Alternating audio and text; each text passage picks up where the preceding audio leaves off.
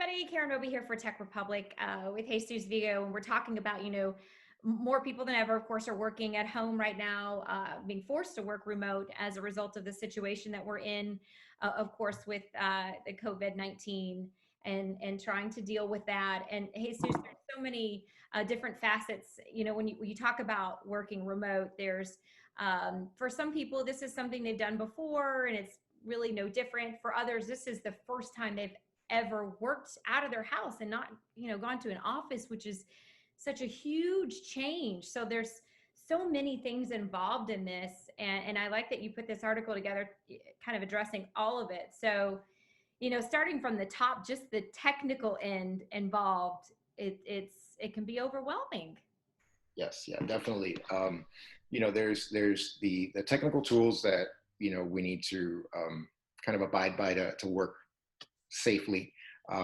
Securing your connections with VPNs. I mean, it seems like VPN now has kind of blown up in the last few weeks because obviously you don't want to connect over an unsecured network and possibly expose your data, et cetera. Your communications, which kind of dovetails into collaboration and productivity. These are the same tools that we use in the office: email, instant messaging, Microsoft Word. Those kind of productivity suites, G Suite. Those are the tools that we're going to use the same as we would do in the office. We'll use them at home to interface with colleagues, still work in teams, but from a distance, remotely. That's not going to change. That's always going to be, I guess, kind of like a foundation or a staple of working remotely. But one of the things that I think many individuals either aren't aware, or maybe they just don't put too much credence into it until they're in the mix of it, is that there's other components to working remotely, aside from just the technical part, that really help us to kind of shape the way that we work our day to day. Because like you mentioned, with COVID-19, we unfortunately don't know how long a lot of this is going to extend. For some, it could be a couple of weeks. For others, it could be a few months. It might even be a major paradigm shift where more and more businesses realize, hey, you know what, this is just going to be our new normal. And they might start establishing that. So moving forward, we might want to consider how we work and maybe make the changes so that we can work a little bit more comfortable, so that we are technically happier. And then, of course, by being happier, ideally, you would be more productive. It would make for a better employee in a sense. Yeah, definitely. So then it works on, on both ends. And one of the things we talked about, and obviously you go over here in the article, is that it's not just about the technical end of this that can be difficult or that you need to think about, is also just, for your own sanity and health, that there are things you need to do and keep in mind while working at home that you may not have thought about before. Correct. So I kind of just labeled it mind, body, and soul. Pretty straightforward. The article goes into a lot more detail and all the different facets. But some of the key points, I would say, some of the things that people might not realize, it's really attractive, especially for anyone who has never worked remotely, to wake up, grab your laptop or your device, and just kind of hang out in bed in your PJs and get your work done, or maybe just lounge in front of the couch while you have something playing for background noise. That's all well and good, but after you've done that for a while, it kind of loses its luster. And not only that, your mind has this effect where it starts to associate like your bed or your couch, which would normally be like your personal, more comfort spaces to kind of relax and bring it down a couple notches. It starts associating that with work. So now what happens is your body starts not getting the rest that it needs. Your bed is no longer comfortable. It's no longer enjoyable for you to sleep. You might even have trouble sleeping. So at that point, that makes it for, it's like a trickle-down effect. So one of the things that I recommend is, maintain your work routine and your work schedule. That kind of equates to a sense of normalcy, just the same way as we would normally get up in the morning, we have our routine, we brush our teeth, wash our face, things like that. Maybe take a shower if you're a morning shower person. Follow those routines, get dressed. It doesn't mean that if you have to go to the office every day in a suit and tie, continue the suit and tie routine, but it does mean that keep it somewhat in the same vein as what you would normally do.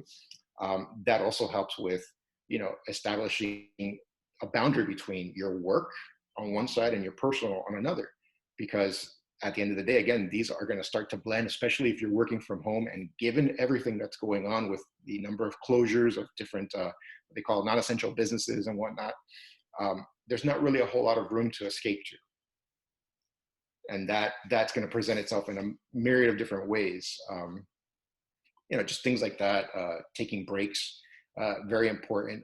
One of the things a lot of people don't realize when you work from home, you work remotely, you don't really have a supervisor or a group of employees that are kind of shoulder to shoulder with you. Not to say that they're kind of watching you, but everyone kind of, keeps everyone, what's the saying? It keeps everyone, I forgot what the saying is. Or Yeah, it keeps everyone honest, basically. Let's put it that way. it does. So you're not going to take a 2-hour lunch break, because Right. then your coworker is going to probably end up taking a 2-hour lunch break, and so on and so forth. With that said, you get so focused into what you're doing, you're entrenched in what you're doing, that you completely forget about taking breaks for lunch, using the restroom, things like that, things that are so very common and we may even take for granted. And by the time you realize it, the entire day has gone by. You're still in your PJs. You haven't really gotten out of bed, and you continue down that path, and it's gonna have it. It's gonna take a toll on you, and Yes. it's gonna eventually take a toll on your work as well. Well, definitely. And, you factor in a lot of houses, you've got pets that are running around that are barking, let's say, dog, or you've got kids that are normally at school and they're in the house, or, other adults trying to do their work too. And all of that Right. together, from your on your mental, Yeah. that's hard to keep all that in line and in check. It's a lot to juggle. It is, and I feel like by having some of these things kind of almost like secured or locked down, it actually helps to kind of, like I said, maintain a sense of normalcy, or like you have a dedicated space, which actually was another one. I've in the past I've been guilty of sitting on my couch, right? Maybe I'll have like Netflix playing in the background, and I'm working. I'm 100% focused on what I'm doing, but I'm not exactly comfortable. I'm kind of just laid out and whatnot.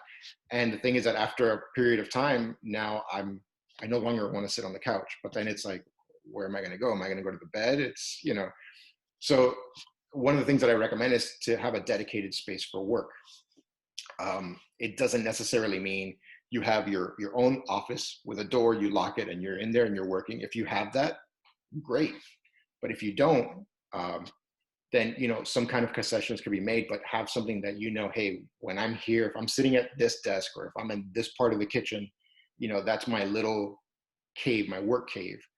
And at that point, you can go ahead and your body starts to associate, like, this is where I work. And then the rest of the house or the rest of your area can be your relax, your personal time, like you mentioned. If you have kids, you have animals, things like that, other people working with you, it kind of helps to kind of delineate some kind of balance, I think.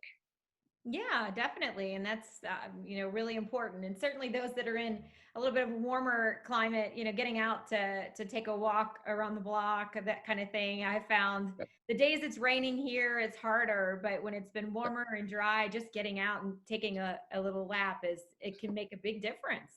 Definitely. And that kind of, when you think about it in that sense, so like the body part, that's where that comes in. You exercise regularly, eat nutritious foods. I mean, these are things that we know. These are things that we're kind of taught since we're young, and we kind of know it. Monitoring your health. There's a number of physical ailments that individuals sometimes have. And in times like this, it almost behooves you to be more proactive than normal, only because you don't really know how much access you may have to some kind of specialized service in the event that you would need it. For example, if you take a prescription medication, kind of being on top of that, being proactive, reaching out to your doctors, things like that, so that you can make sure you have what you need. So in the event of an emergency, you don't have to really, kind of throw your hands up in the air and kind of panic, in a sense, because you don't really have the same access that you would normally have. It's not as simple as just jumping in your car and driving to the hospital, you Nope. know, and, things like that.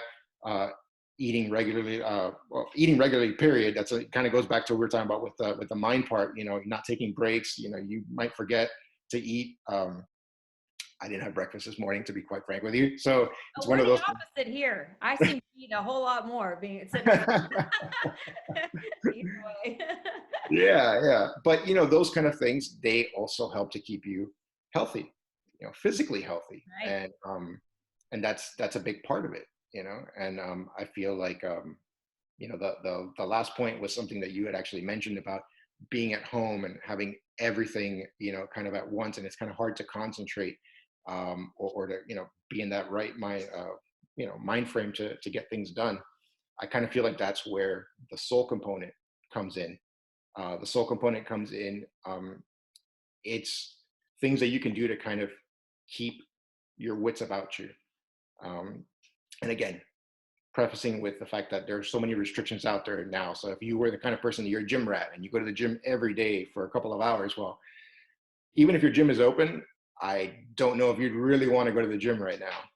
But that doesn't mean that you should stop exercising. That doesn't mean that you shouldn't have any kind of goals that you can set for yourself. If there's things you want to get done around the house. Like me, I'm a collector. I collect a bunch of different hobbyist items. So I'm taking the time to, go through that, catalog that, set it up, organize it. Um, you know, I'm not doing that in lieu of my job. I still do my job, but when I take my breaks, yeah, I will go to that. It also kind of helps to kind of clear my mind from what I'm dealing with. Um, Things like that. Being social, it's very difficult. There's a lot of isolation out there because of this, but there's still things that can be done. There's software, there's tools that you can, kind of familiarize yourself with to kind of get back into some sort of social atmosphere, so you don't really feel like you're alone in this. You Yeah, know. most definitely. Most definitely. Staying connected.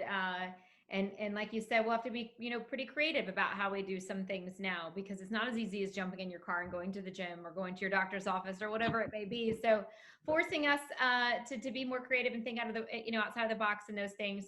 Jesus, some great points to pass on here. We certainly appreciate this, a great discussion, and it's impacting all of us. So the more we can share these tips and help each other through this, obviously, the better we're all going to be for it. So thanks for being with us. And of course, we have much more of Jesus's tips and things that in this article that you can read for yourself, all on Tech Republic. And we thank you for watching.